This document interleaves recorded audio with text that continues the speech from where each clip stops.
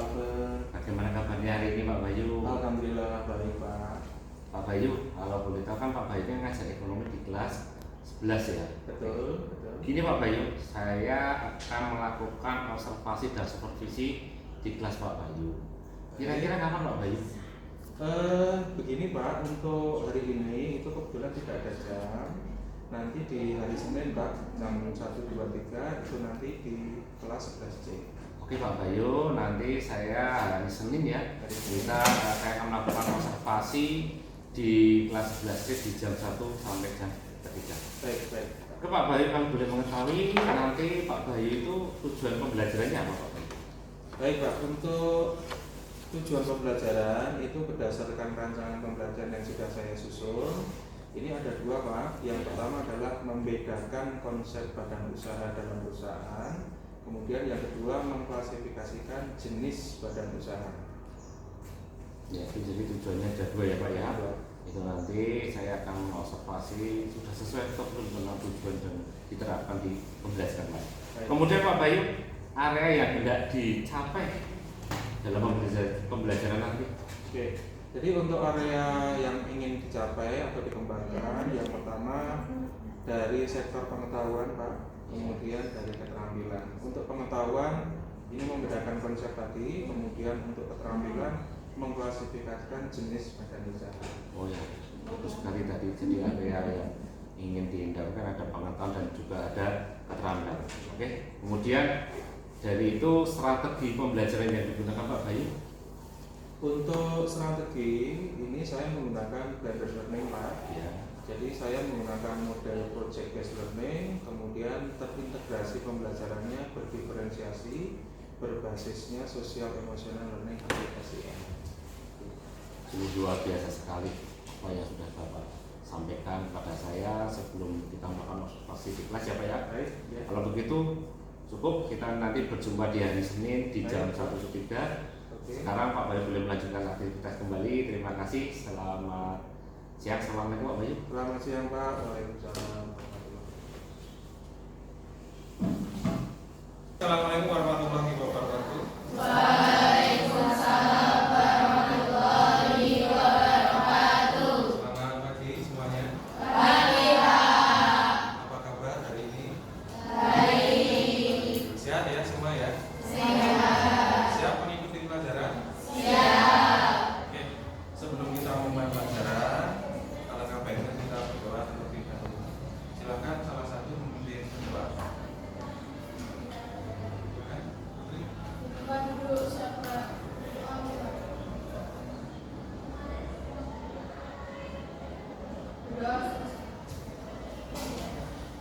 Oke, selanjutnya adakah yang tidak masuk hari ini? Ada ya. Ada yang dispen hari ini? Ada. Ini kebetulan ini ya ada debat calon ketua OSIS. Oh begitu ya. Tidak apa-apa. Yang dispen berapa orang? Lumayan ya. Nah, TV semua. Ya sudah tidak apa-apa. Ini tidak akan mengurangi esensi dari KPM kita nanti ya, tetap berjalan normal seperti biasa. Begitu ya. Oke. Terus kemudian untuk hari ini pada anak-anakku semuanya, hari ini kita akan mempelajari mata ekonomi seperti biasa. Saya nanti akan menyampaikan tujuan pembelajaran yang nanti akan kita capai.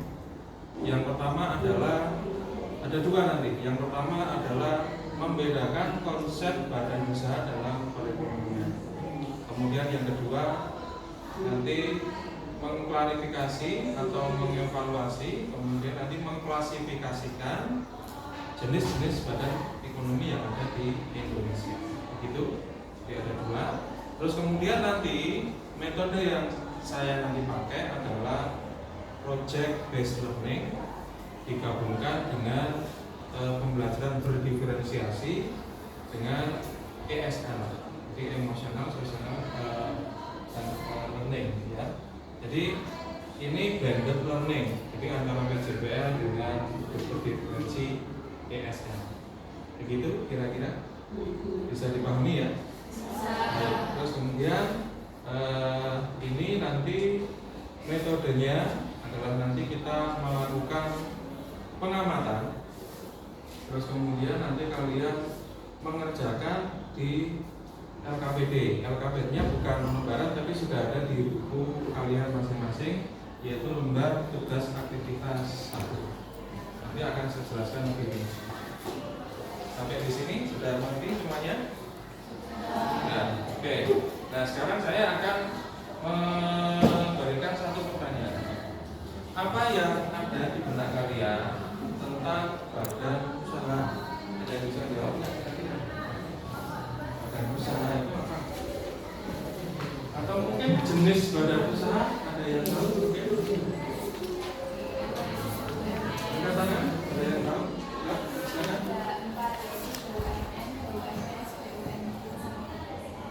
Tepat sekali. Beri aplaus dulu.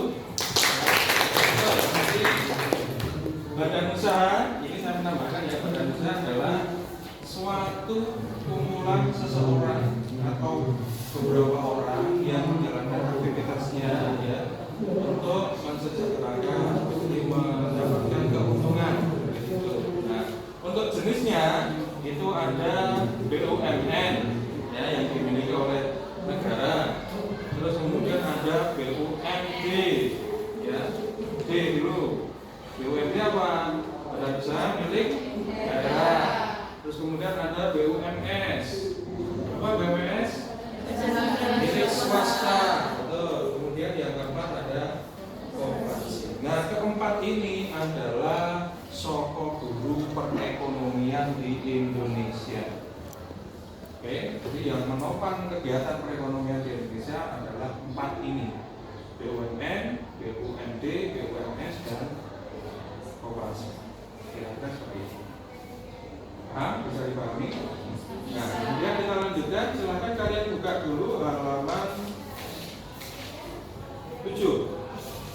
Oke, silahkan dibuka halaman 7. Di situ ada beberapa contoh badan usaha yang ada di Indonesia, terdiri dari 5 macam. Ada ekstraktif, ada agraris, ada manufaktur, ada perdagangan, dan ada juga yang jasa. Ini perekonomian yang ada di Indonesia terbagi menjadi 5 badan usaha jenisnya.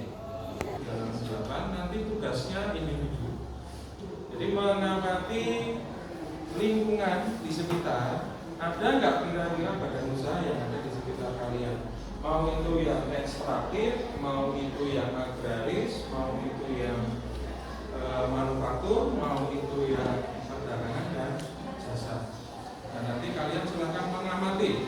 Mengamati tidak harus datang ke tempatnya langsung, tapi sesuai dengan pengamatan kalian sehari-hari di lingkungan sekitar. Kira-kira seperti itu. Paham ya? Nah, silakan kalian nanti mengerjakan lembar aktivitas 1 tentang konsep badan usaha.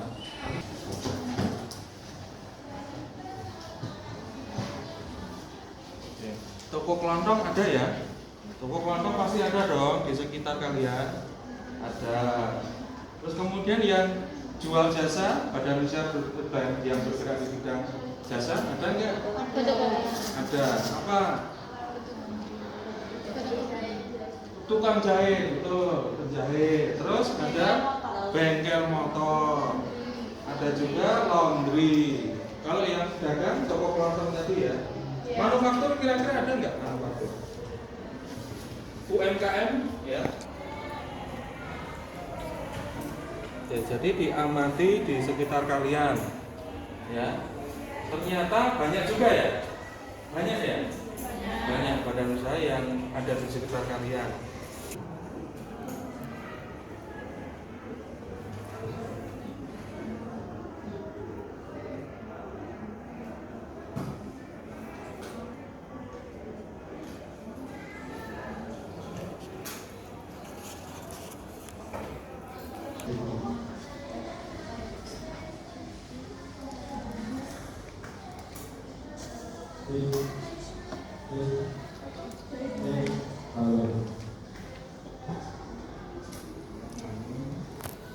Rum ya, usaha ini milik negara, jadi termasuk BUMN ya.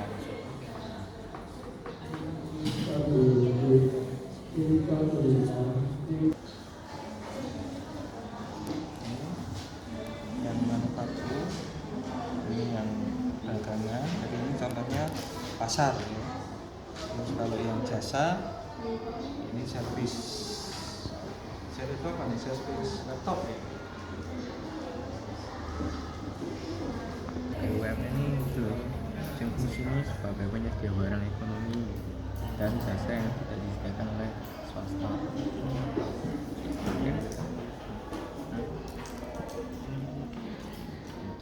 Bentuk badan usaha yang paling erat dan paling efisien bagi masyarakat. Koperasi adalah sebuah organisasi yang memiliki tujuan untuk meningkatkan kesejahteraan anggotanya dengan cara bekerja sama secara kolektif dalam bidang ekonomi, sosial, dan budaya. Seorang yang bernama Gimana? Arena Yang kalian sih bisa simpulkan dari contoh ini apa? Biasa ya? Sudah ada gambaran dari cerita kalian. Ini ternyata ada beberapa jenis badan usaha yang bisa kita lakukan. Jadi bisa membedakan sekaligus nanti mengklasifikasikan jenis-jenis badan usaha. Operasi. Baca tentang badan usaha ekstraktif sama agraris, manufaktur dan lain-lain. Nah, kita bisa menentukan badan usaha ekstraktif itu apa sih, teman-teman? Badan usaha ekstraktif merupakan badan usaha yang kegiatan utamanya adalah mengambil langsung hasil alam atau memanfaatkan hasil alam yang tersedia langsung menjualnya. Contohnya kayak jual beli ikan. Kalau badan usaha agraris itu apa ya? Mengolah alam. Ya, Contohnya seperti apa? Pertanian, perusahaan, pertanian. Setelah mempelajari ini, saya jadi paham dan tahu berbagai macam jenis-jenis badan usaha karena alasannya. Baik anak-anak, kalian sudah mengerjakan LKPD 1? Sudah selesai? Nah, sekarang saatnya untuk presentasi. Mungkin ada dari kelompok 1 mungkin bisa mewakili untuk maju terlebih dahulu. Silakan. Assalamualaikum warahmatullahi wabarakatuh. Waalaikumsalam warahmatullahi wabarakatuh. Perkenalkan, saya Zahra Rizkanabila dari kelompok 1 akan mempresentasikan mengenai lembar aktivitas 1. Jenis usaha yaitu berupa jasa, barang atau jasa yang dijual yaitu menjahit, jumlah karyawan ada 5, status kepemilikan adalah pribadi. Nomor 2 ada toko jarot, jenis usaha perdagangan, barang atau jasa yang dijual berupa sembako, jumlah karyawan ada 2, status kepemilikan pribadi. Villa Sindo Furniture, jenis usaha yaitu jasa, barang atau jasa yang dijual yaitu furniture, jumlah karyawan ada 12, status kepemilikan yaitu pribadi. Saya izin bertanya, saya kelompok 2 izin bertanya, kalau usahanya di bidang perikanan, masuknya di bidang usaha apa ya? Saya akan menjawab pertanyaan dari saudara Mutia. Jadi usaha perikanan itu termasuk badan usaha agraris. Kenapa? Karena perikanan itu kan kalau kita bikin usaha itu, kita itu perlu tempat atau kolamnya itu kita harus mengolah lahannya terlebih dahulu. Oke. Tadi sudah ada perwakilan untuk presentasi ke depan, sudah dijelaskan macam-macam sesuai dengan pengamatannya. Jadi ternyata banyak ya badan usaha yang ada di sekitar kalian. Mungkin ada yang mau merefleksikan, mencoba merefleksikan. Jadi refleksinya menurut saya, setelah saya melakukan pengamatan kemudian mengerjakan LKPD dan mencari sumber-sumber referensi saya, jadi lebih paham tentang konsep badan usaha dan dapat mengklasifikasikan jenis badan usaha di Indonesia. Baik, terima kasih luar biasa. Kasih aplaus dulu. Setelah kita mempelajari, kemudian melakukan pengamatan, kemudian mencoba mengerjakan, kemudian mempresentasikan, terus merefleksikan apa yang sudah kita pelajari hari ini. Jadi bisa saya ambil kesimpulan bahwa di awal tadi ada dua tujuan pembelajaran, betul ya? Yang pertama adalah membedakan konsep badan usaha yang ada di Indonesia, kemudian yang kedua adalah mengklasifikasikan jenis-jenis badan usaha yang ada di Indonesia. Jadi tujuan pembelajaran yang kita capai hari ini sudah terlaksana semuanya. Begitu ya. Jadi ini semoga menambah pengetahuan untuk kita semuanya. Jadi ini kesimpulan dari saya, ternyata banyak sekali badan-badan usaha yang ada di sekitar kita. Jadi lebih tahu ya. Jadi mungkin nanti kedepannya kalian adalah bagian-bagian dari badan usaha seperti itu ya. Jadi pengusaha, jadi wirausaha yang sukses. Itu, amin. Baik. Untuk kegiatan pada pagi hari ini, KPM hari ini kita tutup. Nanti untuk minggu depan silakan nanti kalian mempelajari tentang koperasi ya, anak-anak ya, tentang koperasi. Terus kemudian nanti ada LKPD 2 di situ. Ya, jadi kalian besok sekali lagi mempelajari tentang koperasi. Terus kemudian nanti mengerjakan LKPD 2. Baik, tidak ada pertanyaan lagi. Cukup ya, kalau cukup, terima kasih untuk kegiatan KPM hari ini. Salam sehat untuk kita semuanya. Kita tutup dengan bacaan hamdalah bersama-sama. Alhamdulillahirabbil alamin. Oke, sekian dari saya. Sampai ketemu minggu depan. Assalamualaikum warahmatullahi wabarakatuh.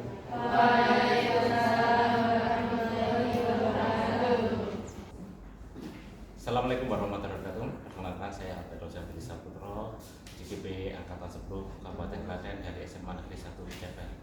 Dan ini teman saya presentasi Bapak Bayu Rawusia dan dari pengajar praktek Ibu Lilian. Oke, dan saya akan melakukan pasca observasi. Selamat siang Pak Bayu. Selamat siang Pak Albert. Ya, kemarin saya sudah melakukan observasi di kelas pelajaran beberapa hari yang lalu. Gimana perasaan Pak Bayu? Untuk perasaan, jujur saya ngajar seperti biasa, tapi agak sedikit nervous ya karena di observasi langsung dengan Pak Albert. Tapi berangsur-angsur sudah terbiasa. Kenapa nervous Pak? Ya karena tidak terbiasa ditunggui, jadi pengajarnya juga kurang maksimal gitu. Tapi di awal, tapi sampai akhir alhamdulillah lancar. Terus ketika pembelajaran kemarin, menurut Bapak gimana kondisi? Untuk kondisi siswa itu sebenarnya sudah teratur, sudah baik. Hanya kemarin kan terkendala anak-anak banyak yang disband itu Pak. Ya, jadi berbarengan dengan kegiatan siswa. Jadi ada beberapa yang tidak ikut. Nah, yang tersisa ya itu yang ada di kelas. Oke, berarti itu ya ada kendala ya, kurang kondusif dan ada beberapa yang sedang spek. Oke Pak Bayu, dari kondisi kemarin menurut Pak Bayu sudah ideal? Kalau untuk ideal saya merasa belum Pak, karena tadi tidak full team, jadi banyak yang disband itu lebih dari 7 orang Pak. Jadi kemarin tidak begitu ideal. Tidak kondusif ya Pak ya? Kondusif. Ya. Terus kemarin kalau kita buat skala ya dari 1 sampai 10, kira-kira skala berapa? Kalau untuk skala melihat kondisi yang kemarin ini saya 6 Pak dari 10 Pak, karena ya itu tadi tidak maksimal di peserta didik Pak. Iya, dari 6 ya Pak untuk kondisi siswa. Kemudian Pak, kemudian apakah ada Bapak ada upaya untuk meningkatkan kira-kira sampai ke level berapa? Kalau untuk upaya pasti Pak, upaya nanti saya akan berusaha menaikkan ke 8 dari 10 Pak. Ya. Terus Pak sudah bagus ya Pak ya peningkatannya. Kemudian Bapak ketika kemarin ada peningkatan dari 6 ke 8 ya Pak. Kemudian langkah-langkah apa yang akan Bapak ambil? Yang pasti untuk langkah, untuk yang pertama saya lebih mempersiapkan lagi. Ya, jadi mulai sebelum mengajar itu saya sudah persiapan, kemudian saya memastikan kondisi kelas karena itu berbarengan dengan kegiatan, jadi tidak maksimal tadi. Terus kemudian yang ketiga, saya lebih meningkatkan lagi keteraturan kelas, Pak, karena kemarin saya waktu pembelajaran ini sedikit tidak teratur kelasnya karena banyak yang dispen, banyak yang asik sendiri. Nah, kira-kira seperti itu, karena kemarin kan metodenya kan project based learning, jadi masih asik sendiri dengan gadgetnya. Kira-kira seperti itu.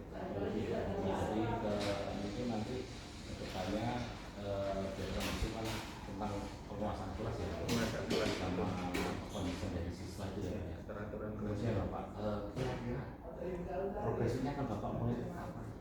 Kalau untuk progres setelah ini segera mungkin, Pak. Jadi mungkin besok sudah saya mulai, atau untuk pertemuan berikutnya saya sudah mempersiapkan lagi dari sekarang.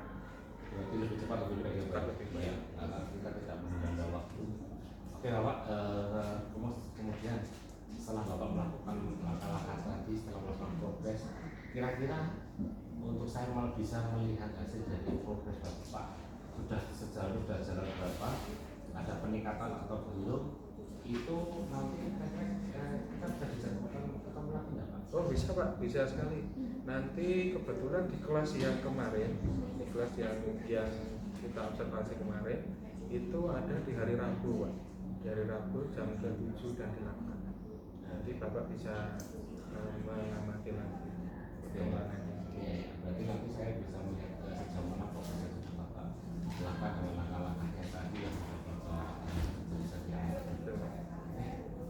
Begitu ya Pak, terima kasih sudah meluangkan waktunya. Nanti saya akan menyampaikan ke beberapa itu ke teman-teman atau di rumah. Terima kasih Pak. Demikian pasca observasi dari saya. Terima kasih. Assalamualaikum warahmatullahi wabarakatuh.